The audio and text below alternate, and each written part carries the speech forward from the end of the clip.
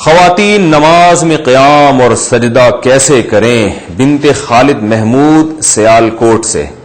خواتین تکبیر تحریمہ میں کتنا ہاتھ اٹھائیں، ہاتھ کس طرح سے باندھیں، سجدے میں پاؤں کس طرف نکالیں اور سلام کس طرح پھیریں؟ بنت خالد محمود سیالکوٹ سے پوچھتی ہیں۔ دیکھیے، خواتین تکبیر تحریمہ میں ہاتھ کس طرح اٹھائیں۔ خواتین کی جو نماز ہے وہ مردوں سے ظاہری کیفیت کے لحاظ سے مختلف ہے، اس پر پوری امت کا اجماع ہے۔ اس پر میں دلائل سے کئی بار ریکارڈنگ بھی کروا چکا ہوں۔ یہ اب شروع کیا ہے، فتاوی بعض علماء نے دیے ہیں کہ خواتین ایسے ہی نماز پڑھیں گی جیسے مرد نماز پڑھتے ہیں، اور دلیل یہ دیتے ہیں کہ رسول اللہ صلی اللہ علیہ وسلم نے فرمایا صلوا کما رأیتمونی اصلی، ایسے نماز پڑھو جیسے میں پڑھتا ہوں۔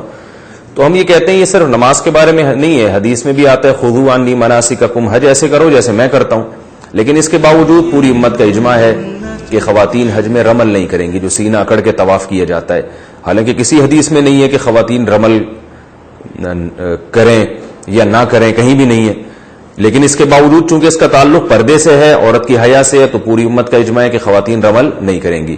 صفا اور مروہ کی سعی، نبی صلی اللہ علیہ وسلم نے تو صفا اور مروہ کی سعی دوڑ کر کی ہے، کہیں بھی نہیں ہے حدیث میں کہ آپ صلی اللہ علیہ وسلم نے عورت کو دوڑنے سے منع کیا ہو۔ لیکن ہم اس کے باوجود تمام امت کے علماء، جس میں ہمارے اہل حدیث علماء بھی شامل ہیں، وہ سب عورت کو صفا اور مروہ میں دوڑنے سے منع کرتے ہیں۔ حالانکہ ہمارے پاس نبی صلی اللہ علیہ وسلم کا اس بارے میں کوئی بھی قول موجود نہیں ہے، لیکن پوری امت نے اجماع کیوں کیا کہ بھئی عورت کا تعلق حیا سے ہے اور عبادت میں حیا کا عنصر جھلکنا چاہیے۔ اسی وجہ سے پوری امت آج تک اس پر اتفاق رہا ہے کہ عورت دوڑے گی نہیں۔ اسی طرح لبیک آہستہ کہنا، تو حالانکہ رسول اللہ صلی اللہ علیہ وسلم نے تو لبیک زور سے کہا ہے، لیکن اور عورت کو کہیں بھی نہیں ہے حدیث میں کہ نبی نے زور سے لبیک کہنے سے منع کیا ہو، مگر پوری امت کا اجماع ہے کہ عورت آہستہ لبیک کہے گی، کیونکہ حج ایک عبادت ہے اور عبادت میں عورت کی حیا کا عنصر جھلکنا چاہیے۔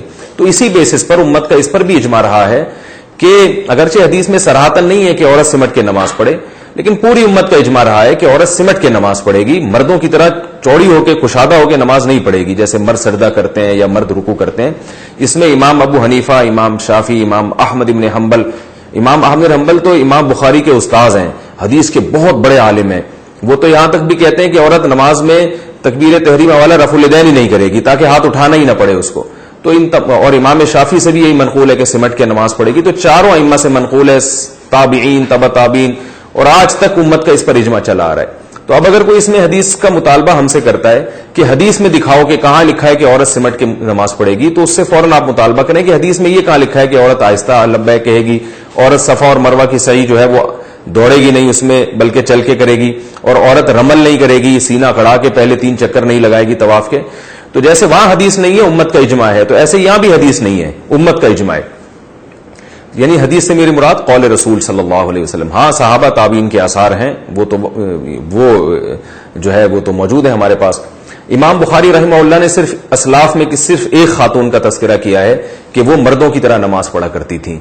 تو اس سے صاف پتہ چلتا ہے کہ امام بخاری نے اسلاف کے جس دور کا تذکرہ کیا اس میں مردوں اور عورتوں کی نماز میں فرق مشہور تھا، تبھی تو امام بخاری کہہ رہے ہیں کہ فلاں خاتون مردوں کی طرح پڑھ رہی ہیں۔ تو پتہ چلا کہ اسلاف کے دور میں مردوں کی طرح نماز الگ تھی، عورتوں کی طرح الگ تھی۔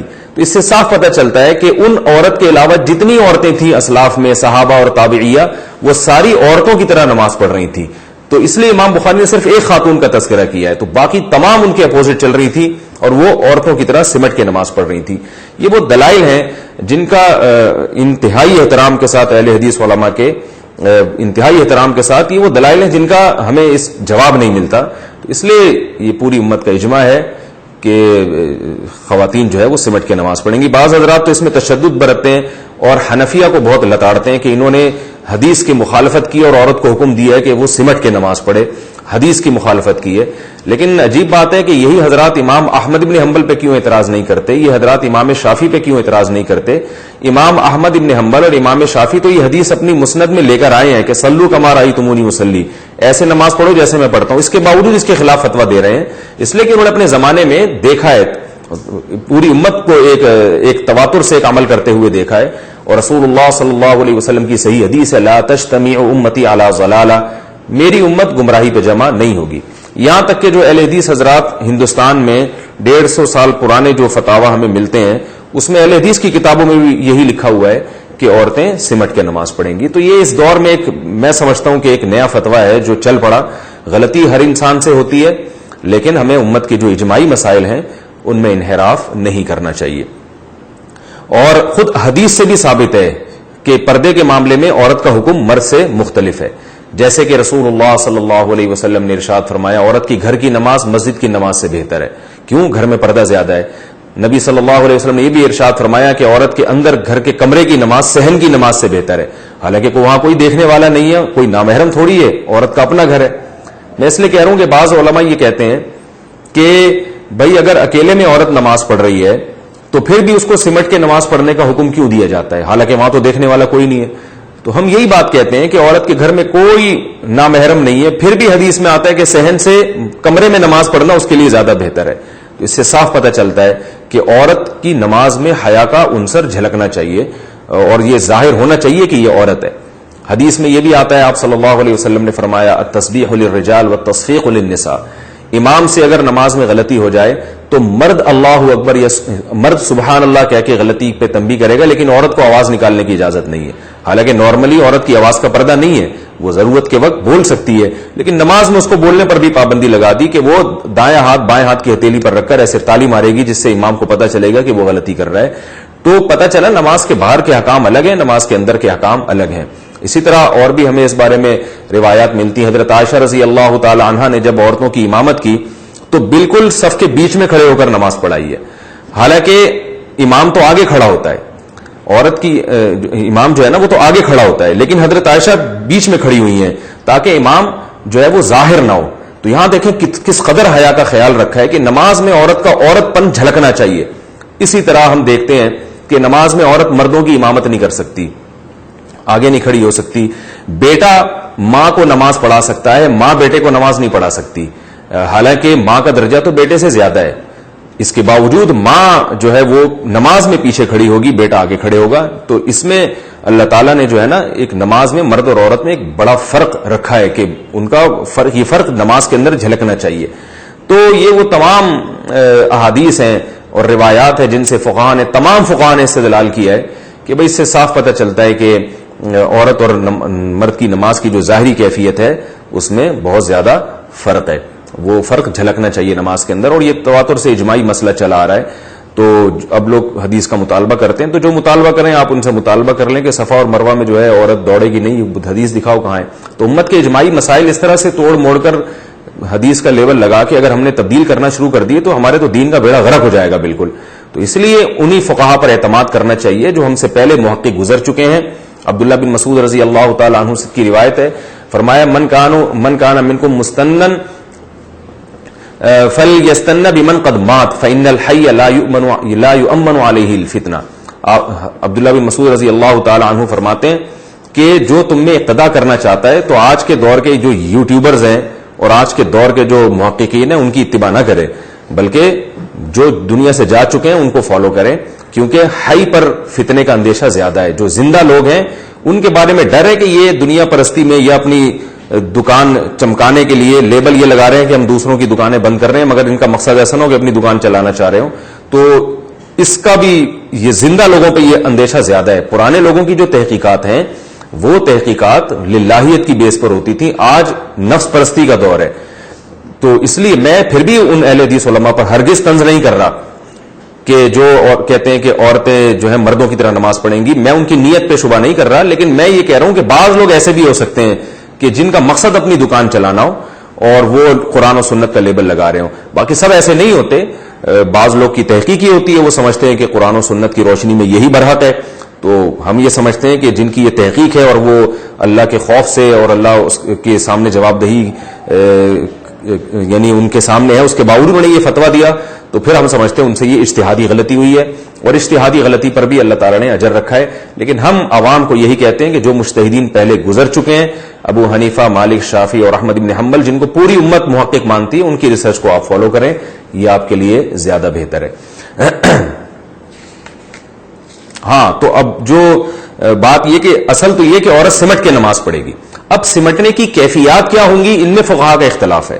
یہ میں اس لیے کہہ رہا ہوں کہ بعض لوگ کہتے ہیں کہ یہ کون سی حدیث میں لکھا ہے کہ عورت سینے پہ ہاتھ باندھے گی, یہ کون سی حدیث میں آتا ہے کہ عورت سجدے میں دائیں طرف پاؤں نکال کے بیٹھے گی, یہ کون سی حدیث میں آتا ہے کہ تشہد میں عورت دائیں طرف پاؤں نکالے گی یا بائیں طرف پاؤں نکالے گی, یہ کون سی حدیث میں آتا ہے کہ عورت رفع الیدین میں کندھوں تک ہاتھ اٹھائے گی اور مرد جو ہے نا وہ کانوں تک ہاتھ اٹھائیں گے. تو بھائی اب ہر چیز پہ الگ سے حدیث کا مطالبہ کرنا یہ غلط ہے, اس لیے کہ جب سمٹنا ثابت ہو گیا اجماع امت سے, اور اجماع کا حجت ہونا وہ حدیث ہی سے ثابت ہے کہ نبی صلی اللہ علیہ وسلم فرما چکے کہ میری امت گمراہی پہ جمع نہیں ہو سکتی, تو اب وہ کیفیات مبہم ہے, احادیث میں ان کا صراحتاً تذکرہ نہیں ملتا, لہذا اس میں فقہا کی آرائیں ہیں, رائے ہے مختلف, تو آپ جس فقی کی رائے کو فالو کریں وہ آپ کے لیے بہتر ہے. تو امام ابو حنیفہ کے جو فقہ ہے اس کے مطابق جو ہے, کیونکہ کندھوں تک ہاتھ اٹھانے میں جو ہے وہ یعنی اس میں عورت زیادہ کھل جاتی ہے, تو اس لیے انہوں نے کہا کہ کانوں تک ہاتھ اٹھانے میں, تو اس لیے انہوں نے کہا کہ صرف کندھوں تک ہاتھ اٹھائے جائیں, اور جب وہ تحیات میں بیٹھیں گی تو اپنے دونوں پاؤں دائیں طرف نکال کے اس طرح سے زمین پہ بیٹھیں, اور سجدہ جب وہ کریں گی تو دونوں پاؤں جو ہے دونوں بازو بچھا لیے جائیں اور پاؤں کو دائیں طرف نکالا جائے, پورے جسم کو زمین پہ بچھا لیے جائے. اس سے یہ بھی پتا چلتا ہے کہ وہ جو حدیث میں آتا ہے کہ تم میں سے کوئی جو ہے وہ کتے کی طرح سجدہ نہ کرے, تو اس سے مراد مرد ہیں, اس میں خطاب رسول اللہ صلی اللہ علیہ وسلم کا مردوں کو ہے,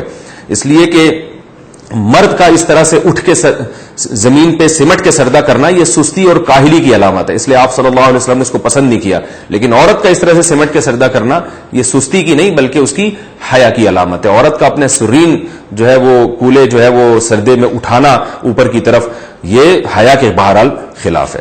بعض حضرات نے یہ کہا ہے کہ عبداللہ بن عمر رضی اللہ تعالی عنہ نے سے روایت ہے کہ عورتیں آہستہ لبیک کہیں گی, لہذا ہم اس روایت کی وجہ سے عورتوں کو آہستہ لبیک کہنے کا کہتے ہیں, اور عبداللہ بن عمر سے ایسی کوئی روایت نہیں ہے کہ وہ عورت سمٹ کے سجدہ کرے گی.